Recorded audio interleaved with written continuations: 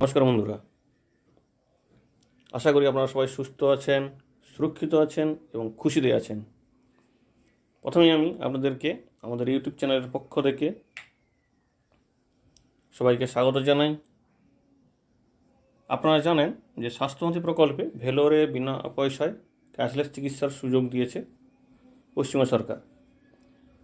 কিন্তু ভেলোরে গিয়ে ভাষাগত সমস্যা থেকে আরম্ভ করে কোথায় যোগাযোগ করবে, মানুষের মধ্যে এই সমস্যাগুলো হচ্ছিল। কারণ এই সুদূর ভেলোর অর্থাৎ তামিলনাড়ুতে গিয়ে এই পশ্চিমবঙ্গের যারা সাধারণ মানুষ তাদের পক্ষে কিন্তু এই স্বাস্থ্যসাথী প্রকল্পের চিকিৎসা পেতে কিন্তু খুবই সমস্যা হচ্ছিল। তাই রাজ্য সরকার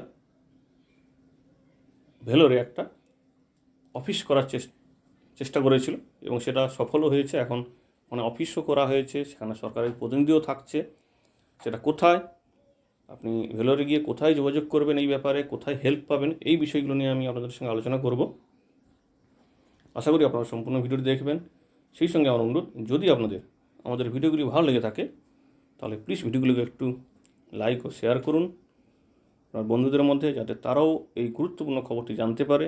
সেই সঙ্গে আমাদের চ্যানেল মিতি অনলাইনকে প্লিজ একটু সাবস্ক্রাইব করে রাখুন, যাতে ভবিষ্যতে যখনই এইরকম নিত্য নতুন ভিডিওগুলো নিয়ে আমরা ভিডিও পোস্ট করব আপনাদের কাছে খুব সহজে পৌঁছে যায় এবং আপনারা তার সুযোগটা নিতে পারেন।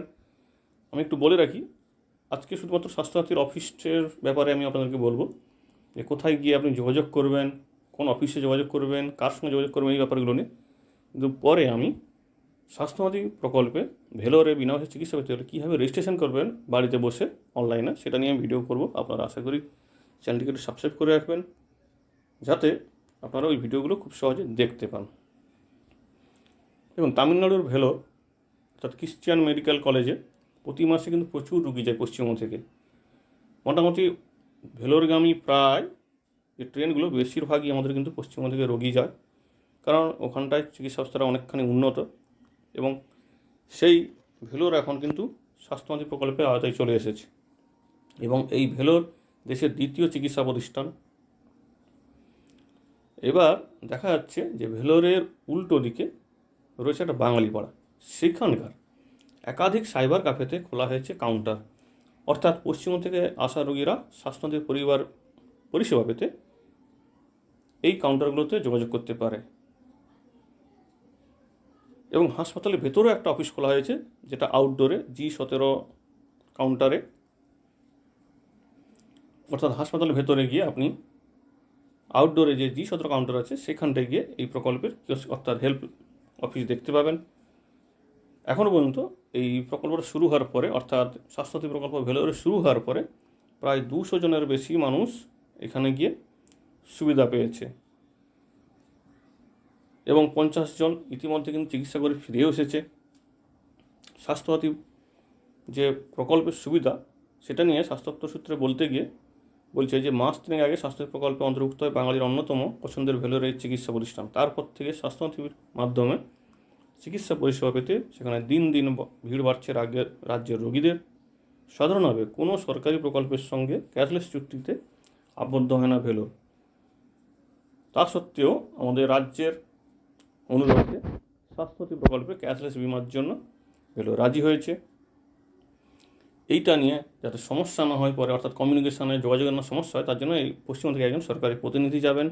তিনি রোগীর যে প্রয়োজন অনুযায়ী বিল মেটাবেন। স্বাস্থ্যসাথীর যাবতীয় সরকারি প্রক্রিয়া সম্পন্ন করতে সাহায্য করবেন ওই প্রতিনিধি, যাতে ক্যাশলেসের মাধ্যমে ভেলোরে পরিষেবা পেতে পারেন রাজ্যবাসী।